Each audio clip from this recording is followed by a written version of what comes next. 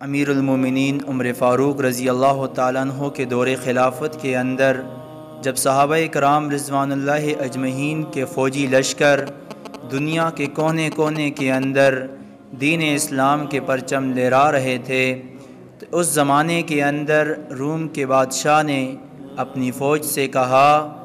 کہ تم جنگ جیتو یا ہارو، لیکن میرے پاس عرب کے کچھ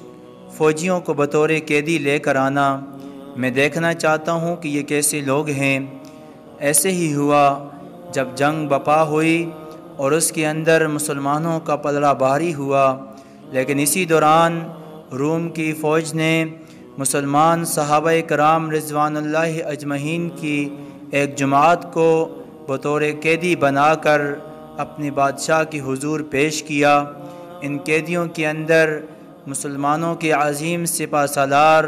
نبی اکرم صلی اللہ علیہ وسلم کے عظیم صحابی، جس کو آپ صلی اللہ علیہ وآلہ وسلم نے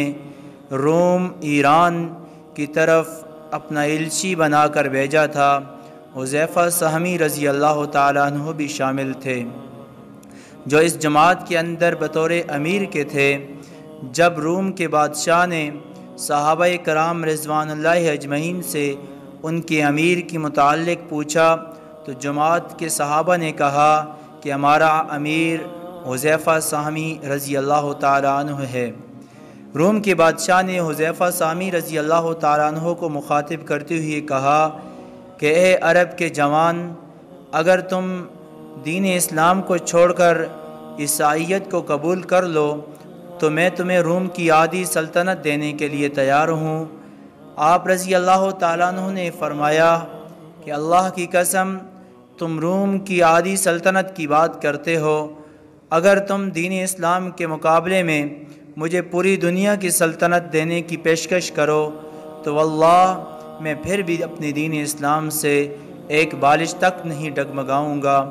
اس کے بعد آپ رضی اللہ تعالیٰ عنہ کو بادشاہ روم نے مختلف طریقوں سے آزمایا، آپ کے ایمان کو پرکھا گیا۔ آپ رضی اللہ تعالیٰ عنہ کو ایک کمرے کے اندر بند کیا گیا اور اس کمرے کے اندر شراب اور اسی طریقے سے سور کا گوشت بطور کھانے کے رکھا گیا، اور کئی دنوں کے بعد جب دروازہ کھولا تو دیکھا کہ آپ رضی اللہ تعالیٰ عنہ نے نہ شراب کو ہاتھ لگایا ہے نہ سور کے گوشت کو کھایا ہے۔ صحابہ کرام کے اس جذبے کو دیکھ کر وہ حیران ہوئے، پریشان ہوئے، یہ کیسے انسان ہیں کہ اپنے دین کی حرام کردہ چیزوں کو ہاتھ تک نہیں لگاتے۔ اس کے بعد اسی بادشاہ روم نے اپنی خوبصورت بیٹی کو حذیفہ سہمی رضی اللہ تعالیٰ عنہ کے ساتھ کمرے میں بند کر دیا، اور کچھ دنوں کے بعد جب کھولا تو اپنی بیٹی سے مخاطب ہو کر پوچھنے لگا کہ اس عرب جوان نے تیرے ساتھ کوئی برا تو نہیں کیا؟ بیٹی نے غصے سے اپنے باپ کے منہ پہ تمانچہ مارا اور کہا کہ تو کیسا باپ ہے کہ ایسے الفاظ اپنی زبان پہ لے آتا ہے؟ اس نوجوان نے تو میری طرف ایک آنکھ اٹھا کر بھی نہ دیکھا۔ اس کے بعد آپ رضی اللہ تعالیٰ عنہ کی زندگی کا تیسرا امتحان لیتے ہیں اور آپ کو ایک سولے پہ چڑھا دیا جاتا ہے، اور تیر انداز کو یہ تلقین کی جاتی ہے کہ آپ کے آس پاس سے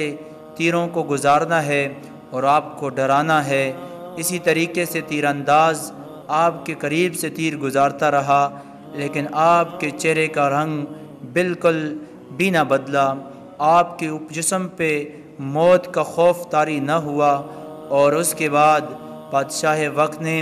روم کے بادشاہ نے آپ کا آخری امتحان لینا چاہا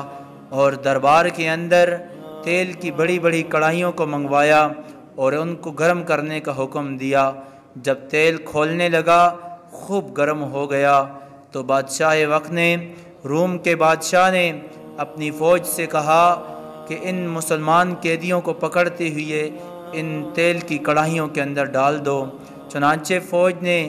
حکم کو مانتے ہوئے صحابہ کرام میں سے چند صحابہ کو لیا اور ان کھولتے ہوئے تیل کی کڑاہیوں کے اندر ان کو پھینک دیا۔ حذیفہ سہمی رضی اللہ تعالیٰ عنہ دیکھ رہے تھے، اور آپ کے سامنے ہی وہ صحابہ کرام اس دنیا سے رخصت ہو جاتے ہیں، شہید ہو جاتے ہیں۔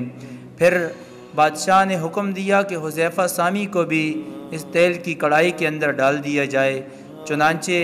آپ رضی اللہ تعالیٰ عنہ کو جب یہ فوجی لے کر کڑائی کی طرف جانے لگے تو آپ رضی اللہ تعالیٰ عنہ رونے لگتے ہیں۔ آپ کی آنکھوں سے سیل رواں جاری ہو جاتا ہے۔ فوجی بھاگ کر آتے ہیں، بادشاہ کو خوشخبری سناتے ہیں کہ بادشاہ سلامت یہ قیدی ہار مان چکا ہے، رو رہا ہے، موت سے ڈر گیا ہے۔ بادشاہ بڑا خوش ہوتا ہے، فاتحانہ انداز سے حذیفہ سامی سے مخاطب ہوتا ہے، پیشکش اب بھی وہی ہے، عیسائیت دین قبول کر لو، آدھی سلطنت دینے کے لیے تیار ہوں، وگرنہ اس تیل کی کڑاہی کے اندر ڈال دیے جاؤ گے۔ آپ رضی اللہ تعالیٰ نے مسکراتے ہوئے فرماتے ہیں، کیا تم سمجھے ہو کہ میں موت سے ڈر کر رو رہا ہوں؟ واللہ جس کے قبضے قدرت میں حذیفہ کی جان ہے، میں تو اس لیے رو رہا ہوں کہ اس اللہ نے ایک جان دی ہے اور ابھی تم مجھے تیل کی کڑائی میں ڈالو گے اور یہ جان بھی ختم ہو جائے گی، اور اللہ تعالیٰ کی نعمتیں اتنی زیادہ ہیں کہ اس کے دین کے راستے میں ایک دفعہ شہادت پانے سے وہ نعمتوں کی شکر ادا نہیں ہو سکتا۔ میں تو یہ سوچ رہا تھا کہ جسم کے اوپر جتنے بال ہیں اللہ اتنی جانیں مجھے عطا فرماتا اور تم اتنی دفعہ مجھے ان تیل کی کڑائیوں میں ڈالتے ہوئے شہید کرتے، تب بھی حق ادا نہ ہوتا۔ بادشاہ متاثر ہو جاتا ہے۔ بادشاہ متاثر ہو کر حضرت حذیفہ سامی رضی اللہ تعالیٰ عنہ سے کہتا ہے، چلو تم میری پیشانی سے بوسہ لے لو، تمہیں آزاد کر دیا جائے گا۔ آپ رضی اللہ تعالیٰ نے فرمایا، اپنی جان کی خاطر یہ سودا کرنے کے لیے بھی میں راضی نہیں ہوں، ہاں اگر تم میرے سارے دوستوں کو، سارے ساتھیوں کو تم آزاد کر دو تو اس صورت کے اندر میں تمہاری پیشانی سے بوسہ لے سکتا ہوں۔ بادشاہ نے اس پیشکش کو قبول کیا۔ آپ رضی اللہ تعالیٰ نے اس بادشاہ کی پیشانی سے بوسہ لیا اور اس طرح اپنے دوسرے ساتھیوں کو آزاد لے کر کے مدینہ کو جب لوٹتے ہیں، مسجد نبوی کے اندر حضرت عمر رضی اللہ تعالیٰ عنہ کے